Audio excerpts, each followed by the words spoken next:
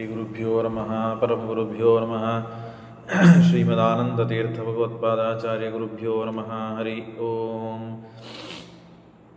ನಾರಾಯಣಾಯ ಪರಿಪೂರ್ಣಗುಣಾರ್ಣವಾಯ ವಿಶ್ವೋದಯಸ್ಥಿತಿಲಯೋ ನಿಯತಿಪ್ರದಾಯ ಜ್ಞಾನಪ್ರದಾಯ ವಿಬುಧಾಸುರಸೌಖ್ಯದುಃಖಸತ್ಕಾರಣಾಯ ವಿತತಾಯ ನಮೋ ನಮಸ್ತೆ.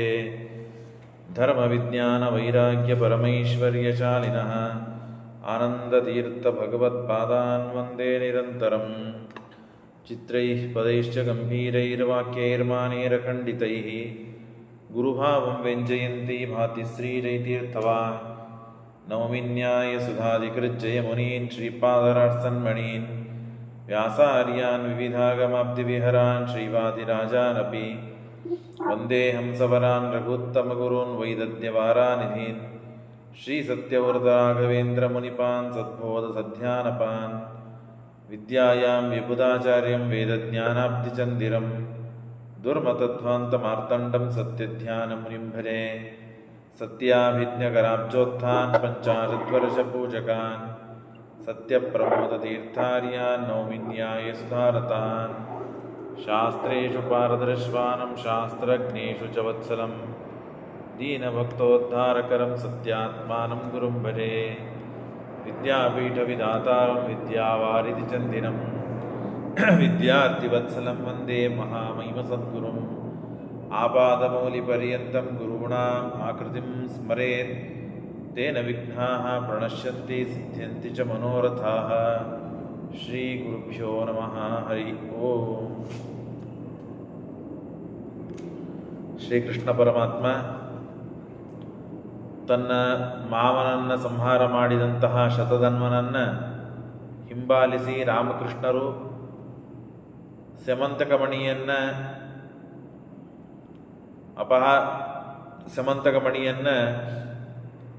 ಅಪಹಾರ ಮಾಡಿದ್ದಾನೆ ಅಂತ ಕೃಷ್ಣನಿಗೆ ಎರಡನೇ ಬಾರಿ ಅಪವಾದ ಮತ್ತು ಮಾವನನ್ನು ಸಂಹಾರ ಮಾಡಿದಂತಹ ಆ ಶತಧನ್ವನನ್ನು ಸಂಹಾರ ಮಾಡುವ ದ್ವಾರ ಈ ಮಣಿಯ ಅಪವಾದವನ್ನು ಪರಿಹಾರ ಮಾಡಿಕೊಳ್ತಾ ಇದ್ದಾನೆ ಕೃಷ್ಣ ಪರಮಾತ್ಮ. 100 ಯೋಜನ ದೂರ ಆ ಕುದುರೆ ಮೇಲೆ ಧಾವಿಸಿ ಹೋಗಿದ್ದಾನೆ. ಕೊನೆಗೆ ಕುದುರೆ ಸತ್ತು ಬಿದ್ದಿದೆ. ಆಗ ಪರಮಾತ್ಮ ಎಲ್ಲ ತಿಳಿದವನಾಗಿದ್ದರೂ ಅಜ್ಞನಂತೆ ಏನೂ ಗೊತ್ತಿಲ್ಲದೆ ಇದ್ದಂತೆ ಪರಮಾತ್ಮ ನಾಟಕವನ್ನು ಮಾಡಿ ಕೊನೆಗೆ ಅವನನ್ನು ಸಂಹಾರ ಮಾಡಿದ್ದಾನೆ. ಸುದರ್ಶನ ಚಕ್ರದಿಂದ ಸಂಹಾರ ಮಾಡಿ ಮಣಿಯನ್ನು ಹುಡುಕಾಡಿದ್ದಾನೆ. ಹುಡುಕಾಡಿದಾಗ ಮಣಿ ಸಿಕ್ಕಿಲ್ಲ ಅಂತ ಬಲರಾಮನಿಗೆ ಹೇಳಿದಾಗ ಬಲರಾಮ ಸಿಟ್ಟಿಗೆ ಬಂದ. ಕೃಷ್ಣನನ್ನು ಸರಿಯಾಗಿ ಅರ್ಥ ಮಾಡಿಕೊಳ್ಳದೇನೆ ವಿದೇಹ ರಾಜ್ಯಕ್ಕೆ ಹೋಗಿ 5 ವರ್ಷಗಳ ಕಾಲ ತಾನು ಅಲ್ಲಿ ವಾಸ ಮಾಡಿದ್ದಾನೆ. ಆಗ ಅದೇ ಸರಿಯಾದ ಸಮಯ ಅಂತ ತಿಳಿದುಕೊಂಡು ಬಲರಾಮದೇವರನ್ನು ವಶಪಡಿಸುವುದಕ್ಕಾಗಿ ಬಲರಾಮದೇವರ ಶಿಷ್ಯತ್ವವನ್ನು ವಹಿಸುವ ಅಪೇಕ್ಷದಿಂದ ಧೃತರಾಷ್ಟ್ರನ ಮಗನಾದ ದುರ್ಯೋಧನ ಅಲ್ಲಿ ಹೋಗಿದ್ದಾನೆ. ಆಗ ಎಲ್ಲ ಗದವಿದ್ಯೆಯನ್ನು ಕಲಿಯುವ ಸಮಯದಲ್ಲಿ ಎಲ್ಲ ವಿಧವಾದ ಸೇವೆಯನ್ನು ಮಾಡಿದ್ದಾನೆ. ಬಲರಾಮದೇವರನ್ನು ಸಂತೋಷಪಡಿಸಿ ಪ್ರಸನ್ನ ವಾತಾವರಣ ಪ್ರಸನ್ನರಾಗಿ ಇದ್ದಾಗ ಬಲರಾಮದೇವರೇ ನಿಮ್ಮ ತಂಗಿಯನ್ನು ಕೊಟ್ಟು ನನಗೆ ಮದುವೆ ಮಾಡಿದರೆ ಬಾಂಧವ್ಯ ಬೆಳಿಬೋದಲ್ಲ, ಬಾಂಧವ್ಯ ಬೆಳೀತದೆ ಅಂತ ಹೇಳಿದಾಗ ಆಗಲಿ ಅವಶ್ಯ ಅಂತ ಹೇಳಿ ಪ್ರತಿಜ್ಞೆಯನ್ನು ಮಾಡಿಸಿಕೊಂಡಿದ್ದಾನೆ. ಬಲರಾಮದೇವರು ವಶರಾದರೆ ಬಲರಾಮನಿಂದ ಕೃಷ್ಣ ವಶನಾಗ್ತಾನೆ. ಕೃಷ್ಣ ವಶನಾದರೆ ಪಾಂಡವರು ವಶರಾಗ್ತಾರೆ. ನನಗೇ ರಾಜ್ಯ ಸಿಗ್ತದೆ ಅಂತನ್ನುವ ದುರುದ್ದೇಶ, ದುರಾಲೋಚನೆ ದುಷ್ಟನಾದ ದುರ್ಯೋಧನ ಒಂದು. ಎರಡನೇದ್ದೇನು ಅಂದರೆ ಆ ಸುಭದ್ರೆಯನ್ನು ತಾನು ನೋಡಿ ಮೋಹಿತನಾಗಿದ್ದಾನೆ. ಹಾಗಾಗಿ ಆ ಸುಭದ್ರೆಯನ್ನು ಪಡಿಬೇಕು ಅಂತನ್ನುವ ಅಪೇಕ್ಷೆಯಿಂದಲೂ ತಾನು ಈ ನಾಟಕವನ್ನು ಮಾಡಿದ್ದಾನೆ. ಆ ಸುಭದ್ರ ಯಾರು ಅಂತನ್ನುವುದನ್ನು ನಿನ್ನೆ ನಾವು ಕೇಳಿದ್ದೇವೆ. ತ್ರಿಜಟ ಅಂತನ್ನುವಳ ರಾಕ್ಷಸಿ ರಾಮಾವತಾರದಲ್ಲಿ ಸೀತಾದೇವಿ ಅಶೋಕವನದಲ್ಲಿ ಇದ್ದಾಗ ತಾನು ನಿರಂತರವಾಗಿ ಸೀತಾದೇವಿಯ ಸೇವೆಯನ್ನು ಮಾಡಿದ್ದಾಳೆ. ಅಷ್ಟೇ ಅಲ್ಲದೆ ಅಯೋಧ್ಯಕ್ಕೆ ಮತ್ತೆ ಮರಳಿ ಬಂದಾಗ ರಾವಣನ ಸಂಹಾರವಾದ ಮೇಲೆ ತ್ರಿಜಟ ತಾನು ಅಯೋಧ್ಯೆಗೆ ಬಂದಾಗ ಅಲ್ಲಿಯೂ ಸೇವೆಯನ್ನು ಮಾಡಿದ್ದಾಳೆ. ಹಾಗಾಗಿ ಕೃಷ್ಣನ ತಂಗಿಯಾಗಿ ಹುಟ್ಟುವ ಸೌಭಾಗ್ಯ ಬಂತು. ರೋಹಿಣಿಯಲ್ಲಿ ತಾನು ಬೆಳೆದಿದ್ದಾಳೆ, ಹುಟ್ಟಿದ್ದು ದೇವಕಿಯಲ್ಲಿ, ಆದರೆ ರಕ್ಷಣೆ ಮಾಡಿದ್ದು ರೋಹಿಣಿ.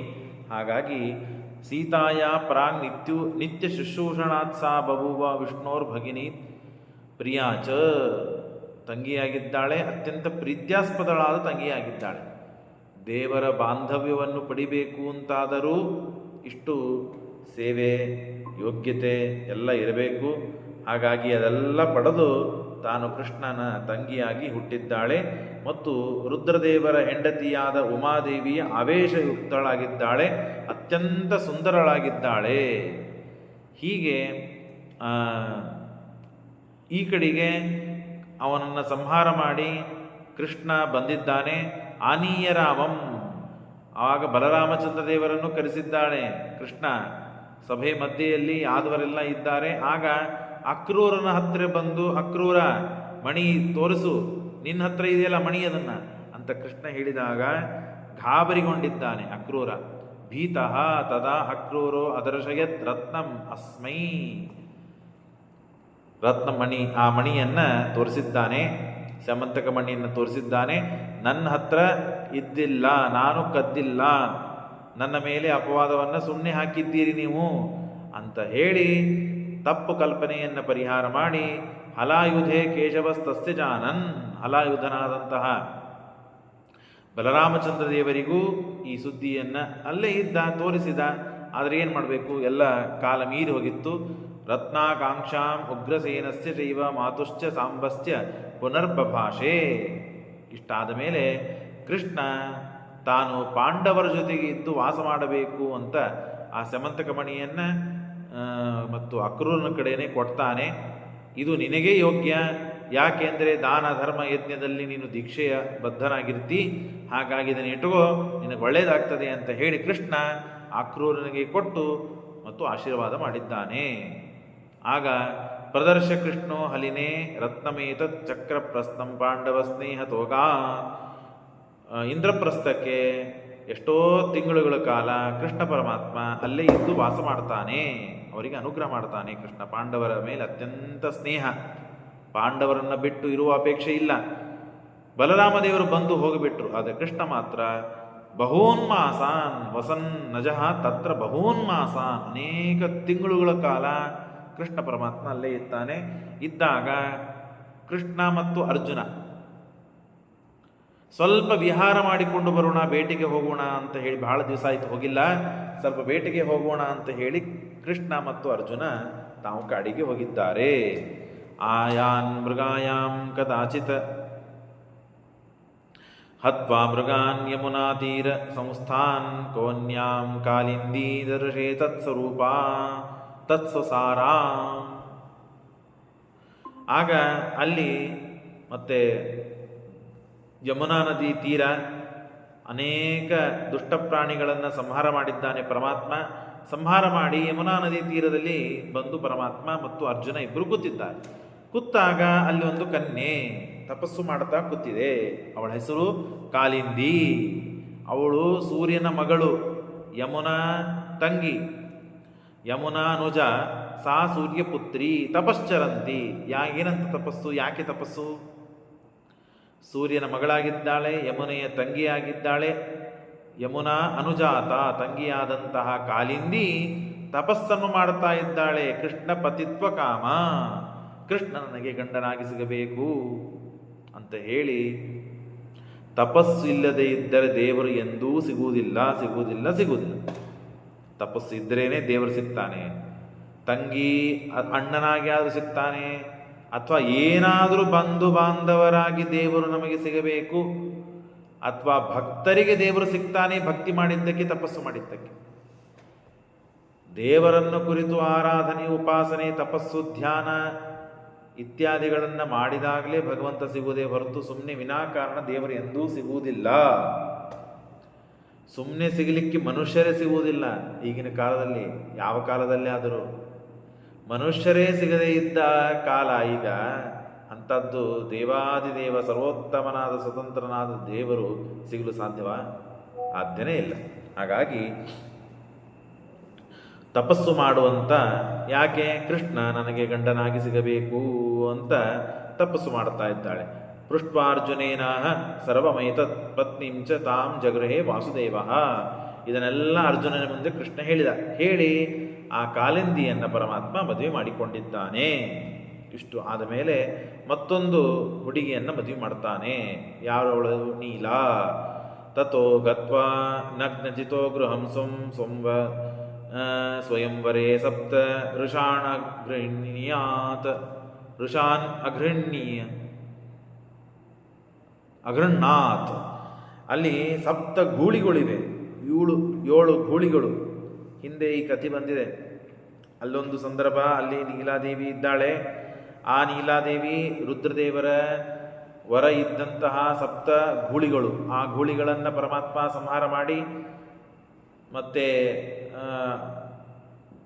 ತನ್ನ ತಾಯಿಯ ತಮ್ಮನಾದಂತಹ ಮತ್ತು ಕುಂಭಕ ಅಂತನವನು ಅವನು ಗೋಪಾಲಕ. ಆ ಗೋಪಾಲಕನ ಮಗಳಾದಂತಹ ನೀಲೆಯನ್ನು ಪರಮಾತ್ಮ ಹಿಂದೆ ಮದುವೆ ಆಗಿದ್ದ.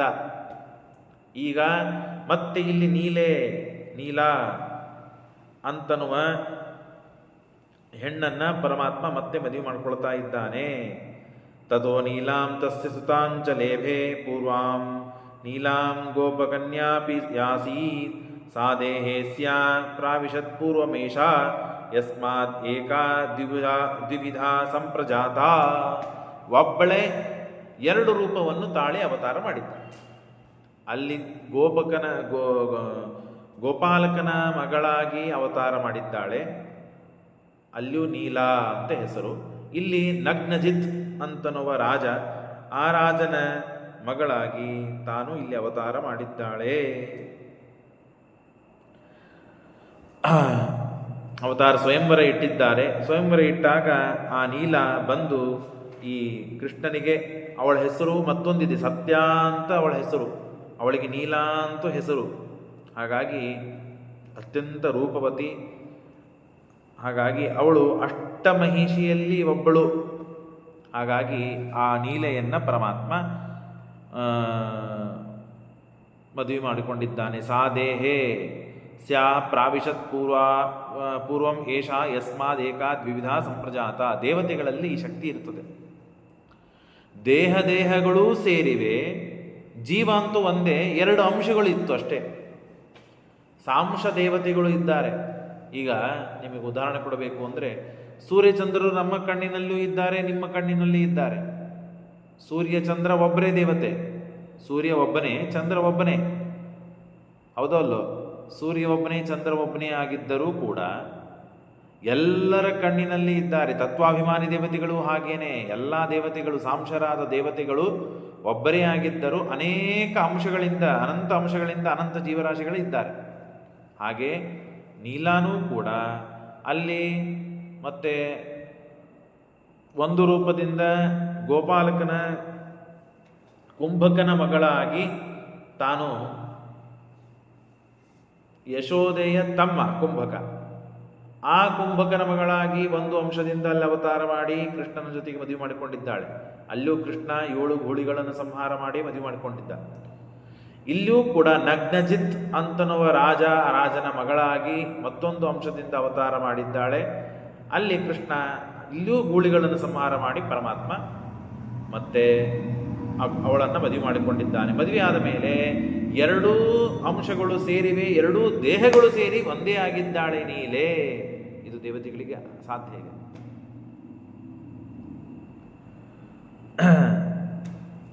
ಇದು ಗೀತಾಭಾಷ್ಯದಲ್ಲಿಯೂ, ಗೀತಾಭಾಷ್ಯ ಪ್ರಮೇಯ ದೀಪಿಕಾದಲ್ಲಿ ಈ ಮಾತನ್ನು ಹೇಳಿದ್ದ. ದ್ವಿತೀಯೇ ಶರೀರೇ ಜಾತೆ ತತ್ ಪೂರ್ವ ಶರೀರೇಣ ಐಕ್ಯಂ ಆಪಾದ್ಯ ಇತಿ ಸಾಂಪ್ರದಾಯ ವಿದಃ ಅಂತ ಗೀತಾಭಾಷ್ಯ ಟೀಕಾ. ಹಾಗಾಗಿ ಆ ಎರಡು ದೇಹಗಳೂ ಒಂದೇ ಆಯಿತು. ಜೀವ ಅಂತೂ ಒಂದೇ, ಅಂಶಗಳಿದ್ದು ಜೀವಗಳಲ್ಲಿ, ಆ ಜೀವನೂ ಒಂದಾಯಿತು.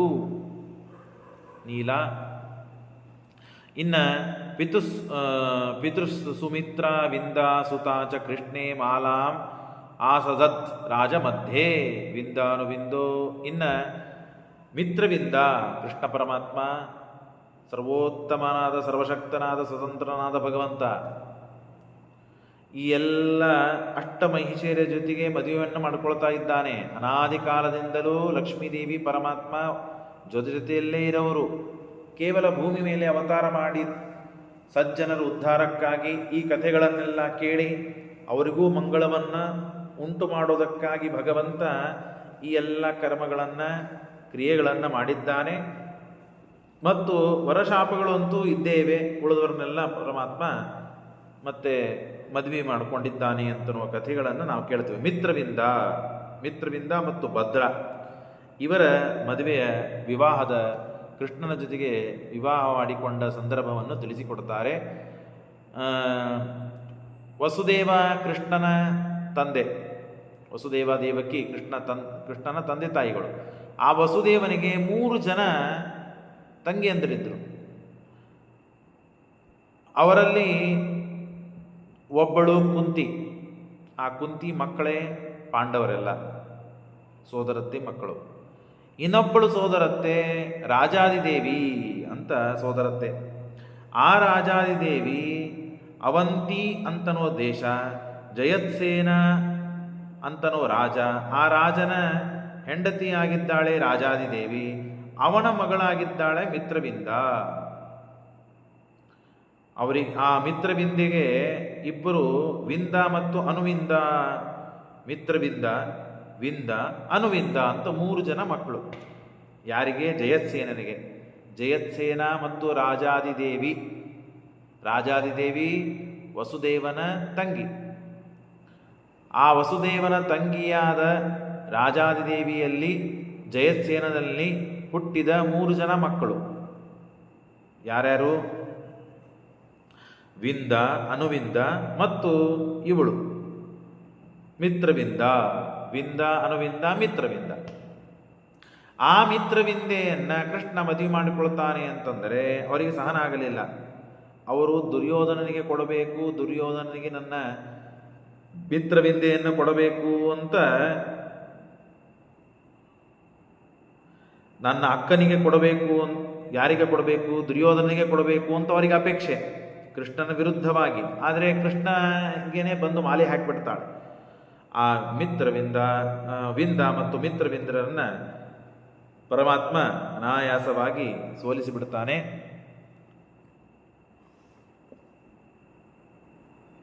ವಿಂದಾನುವಿಂದೋ ಭಾತರವು ತಸ್ಯ ನಿಷೇಧತಾಂ. ಬೇಡ, ಅವರು ಮದುವೆ ಆಗಬೇಡ, ಕೊಡೋದು ಬೇಡ ಅಂತ ನಿಷೇಧ ಮಾಡಿದರು.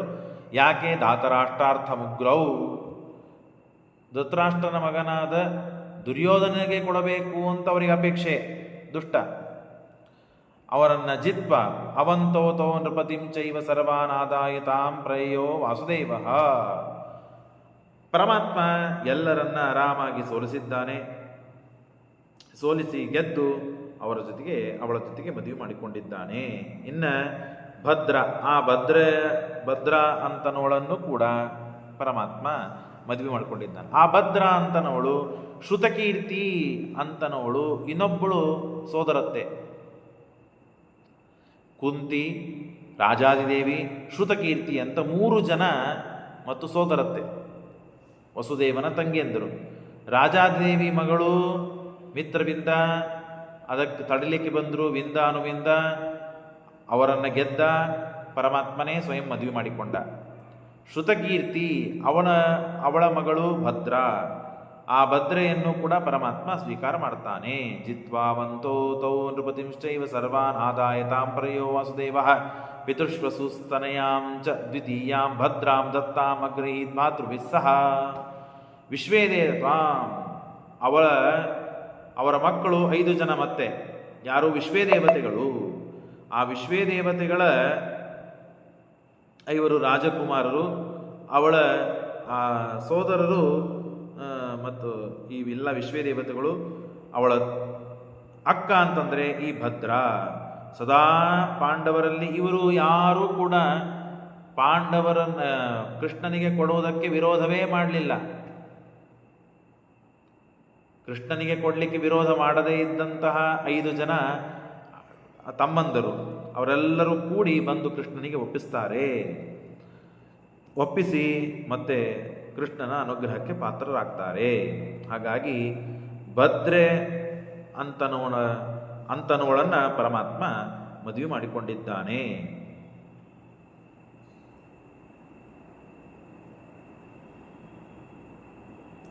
ಇನ್ನು ದುಷ್ಟಕೇತು ಅಂತನೊಂದು ಮತ್ತೊಂದು ಶೈಬ್ಯ, ಇಬ್ಬರು ಒಬ್ಬರೇ, ಇಬ್ಬರು ಹೆಸರು. ಅವನಿಗೆ ಸಂದರ್ಶನ ಅಂತನ್ನುವ ಈ 5 ಜನ ವಿಶ್ವದೇವತೆಗಳು. ಅವಳ ಮತ್ತೆ ಅಕ್ಕನೇ ಭದ್ರ ಅಂತ. ಇನ್ನು ಲಕ್ಷಣಾ ಸ್ವಯಂವರವನ್ನು ಹೇಳ್ತಾರೆ. ಈ ಎಲ್ಲ ಸ್ವಯಂವರಗಳಾಯಿತು, ಇನ್ನು ಲಕ್ಷಣಾ ಸ್ವಯಂವರ ಅದು ಬಹಳ ಕಠಿಣ. ಹೇಗೆ ದ್ರೌಪದಿ ಸ್ವಯಂವರವಾಯ್ತಲ್ಲ ಹಾಗೇನೇ ಲಕ್ಷಣಾ ಸ್ವಯಂವರ. ದ್ರೌಪದಿ ಸ್ವಯಂವರ ಸ್ವಲ್ಪ ಸರಳಿತ್ತು. ತಳಗೆ ಮತ್ಸ್ಯಭೇದನೆ ಮಾಡಬೇಕು, ಬಾಣ ಗಟ್ಟಿಯಾದ ಬಾಣ ಧನುಸ್ಸಿತ್ತು, ಹೆಗಲೇರಿಸಿ ಹೆಗ್ಗಗಟ್ಟಿ ಬಾಣದಿಂದ ತಳಗೆ ನೋಡಿ ಮೇಲೆ ಲಕ್ಷಭೇದನ ಮಾಡಬೇಕು. ಇಲ್ಲಿ ಲಕ್ಷಣಾ ಸ್ವಯಂವರದಲ್ಲಿ ಹಾಗಿಲ್ಲ, ಬಾಣಗಳು ತುಣುಕಾದ ಬಾಣಗಳು. ಆ ಲಕ್ಷಣ ತಂದಿ ರುದ್ರದೇವರನ್ನು ಕುರಿತು ತಪಸ್ಸು ಮಾಡಿ ಆ ಪಿನಾಕಿ ಎಂಬ ಧನುಸ್ಸನ್ನೇ ತೆಗೆದುಕೊಂಡಿದ್ದಾನೆ. ಸ್ವಯಂವರೋ ಲಕ್ಷಣಾಯಾಸ್ತದಾಸೀತ್ ಯಥಾ ದ್ರೌಪದ್ಯ ಲಕ್ಷಭೇದಾತ್ಮಕ ಸಹ. ಅದನ್ನೇ ದೃಷ್ಟಾಂತ ಕೊಡುತ್ತಾರೆ. ದ್ರೌಪದಿ ಸ್ವಯಂವರದಲ್ಲಿ ಹೇಗೆ ಲಕ್ಷಭೇದವನ್ನು ಮಾಡಿದನ ಅರ್ಜುನ, ಅದೇ ರೀತಿಯಾದ ಅದಕ್ಕಿಂತಲೂ ಕಷ್ಟಾದ ಮದ್ರೇಶು ತಸ್ಯಾಪಿತಾ ಪಿನಾಕಂ ಸ್ವಯಂವರಾರ್ಥಂ ಜಗೃಹೇ ಗಿರೀಶ. ಈ ತನ್ನ ಮಗಳಾದ ಲಕ್ಷಣಾದೇವಿಯ ಸ್ವಯಂವರಕ್ಕಾಗಿಯೇ ಆ ಲಕ್ಷಣಾದೇವಿಯ ತಂದೆ ತಾನು ಮತ್ತೇನಪ್ಪ ಅಂದರೆ ಬೃಹತ್ಸೇನ ಅಂತವನು ರಾಜ ಅಂತ ಹೇಳ್ತಾರೆ. ಆ ಬೃಹತ್ಸೇನ ಅಂತನವ ಪಿನಾಕಿ ಎಂಬ ಧನುಸ್ಸನ್ನು ಶಾರಂಗ ಪಿನಾಕಿ ಈ ಎಲ್ಲ ಧನುಸ್ಸುಗಳು ಅನೇಕ ರುದ್ರದೇವರು ಅನೇಕ ಗಾಂಡೀವ ಶಾರಂಗ ಪಿನಾಕ ಈ 3 ಧನಸ್ಸುಗಳು ಶ್ರೇಷ್ಠವಾದ ಧನಸ್ಸುಗಳು. ಈ ಪಿನಾಕ ಅಂತನ್ನೋದನ್ನೇ ಮತ್ತೆ ಹಿಂದೆ ಅನೇಕ ಜನರಿಗೆ ರುದ್ರದೇವರು ಕೊಟ್ಟಿದ್ದಾರೆ. ಆ ದೇವತೆಗಳಿಗೆ ದೇವತೆಗಳ ಮತ್ತು ಅಸ್ತ್ರಶಸ್ತ್ರಗಳಿಗೆ ದೇವತೆಗಳ ಆಭರಣಗಳು 2 3 ಮತ್ತು ಆಗಲು ಸಾಧ್ಯವಿದೆ. ಅದಕ್ಕೇನೆ ಯಾವುದು ಭೂಷಣ ನಿದ್ವಿಧ ಭೂತ್ವ ತಾನ್ನೇ ವಾಸಂಸ್ತಥೇವಚ. ಸೀತಾದೇವಿಯನ್ನ ರಾವಣ ಕರೆದುಕೊಂಡು ಹೋಗಬೇಕಾದಾಗ ಸೀತಾದೇವಿಯಂತೆ ಆಕೃತಿಯನ್ನ ಅಗ್ನಿದೇವರ ಮಗಳು ಪಡೆದಿದ್ದಾಳೆ. ಮತ್ತು ಅಷ್ಟೇ ಅಲ್ಲ, ಸೀತಾದೇವಿ ಯಾವ ಆಭರಣಗಳನ್ನು ಹಾಕಿಕೊಂಡಿದ್ಲೋ ಅದೇ ಆಭರಣಗಳನ್ನು ಅದರಂತೆ ಆಭರಣಗಳು ಇದ್ದವು ಅಂತ ಹೇಳ್ತಾರೆ ಇಲ್ಲೋ. ಹಾಗೆ ಇಲ್ಲೂ ಕೂಡ ಆ ಧನುಸ್ಸು ಎಷ್ಟು ಒಂದೇ ಧನುಸ್ಸು ಎಲ್ಲ ಕಡೆ ಕೊಟ್ಟಿದ್ದಿಲ್ಲ. ಪಿನಾಕಾಂತನು ಧನುಸ್ಸು ರುದ್ರದೇವರಿಂದ ಅಭಿಮನ್ಯ ರುದ್ರದೇವರೇ ಮತ್ತು ಆ ಧನುಸ್ಸನ್ನು ಅನೇಕ ವಿಧವಾಗಿ ಆ ಧನುಸ್ಸನ್ನು ಮಾಡಿಕೊಟ್ಟಿದ್ದಾರೆ. ಆ ಧನಸ್ಸನ್ನು ಹೆಗಲೇರಿಸಿ ಹಗ್ಗವನ್ನು ಕಟ್ಟಿ ಮುರಿದ ತುಣುಕು ಬಾಣಗಳನ್ನು ಮೇಲೆ ಮತ್ಸ್ಯ ಮೇಲೆ ಕಾಣುವುದೇ ಇಲ್ಲ, ಅದಕ್ಕೆ ಮುಚ್ಚಳ ಇದೆ, ಮೇಲೆ ಮುಚ್ಚಳ ಇದೆ, ಅದರ ಮೇಲೆ ಮತ್ಸ್ಯ ಬಾಗಿಲಿದೆ. ಆ ಬಾಗಿಲನ್ನು ಭೇದಿಸಿ ಹೋಗಿ ಮತ್ಸ್ಯವನ್ನು ಹೊಡಿಬೇಕು ತುಣುಕು ಬಾಣದಿಂದ. ಕಾಣದೇ ಇರುವ ಮತ್ಸ್ಯವನ್ನು ಬಾಗಿಲಿದ್ದ ಒಳಗಡೆ ಸುರಕ್ಷಿತವಾದ ಇದ್ದ ಮತ್ಸ್ಯವನ್ನು ಹೋಗಿ ಹೊಡಿಬೇಕು. ಹೀಗೆ ಲಕ್ಷಭೇದವನ್ನು ಮಾಡಬೇಕು. ಅಂದಾಗ ಲಕ್ಷಣಾದೇವಿ ಬಂದು ಮಾಲೆಯನ್ನು ಹಾಕ್ತಾಳೆ. ಇದು ಲಕ್ಷಣಾ ಸ್ವಯಂವರ. ಪ್ರತ್ಯಕ್ಷಂವೋ ವೀರಮಸ್ಯಾಪಿ ಕುಂತ್ಯಾ ಯುಧೇರ್ಥಿತ ಕೇಶವ ವೀರ್ಯವಸ್ಮೈ ಅದರ್ಶಯತ್ ಪಾಂಡವಾನ್ ಧಾತರಾಷ್ಟ್ರಾನ್ ಭೀಷ್ಮದ್ರೋಣ ದ್ರೋಣಿ ಕೃಪಾನ್ ಸಕರ್ಣಾನ್. ಎಲ್ಲರೂ ಬಂದಿದ್ದಾರೆ, ಎಲ್ಲ ರಾಜರು ಬಂದಿದ್ದಾರೆ. ಪಾಂಡವರಿದ್ದಾರೆ, ಕೌರವರಿದ್ದಾರೆ, ಭೀಷ್ಮ ದ್ರೋಣ ಅಥವಾ ದ್ರೋಣಿ ಅಂದರೆ ಅಶ್ವತ್ಥಾಮಾಚಾರ್ಯರೆಲ್ಲ ಇದ್ದಾರೆ. ಯುಧಾಂಶ್ಚಕ್ರೆ ಏಕಕ್ಷಣೇನ ಲೋಕ ಶ್ರೇಷ್ಠಾನ್ ದೇವತೆರಪ್ಯಜೇಯಾನ್.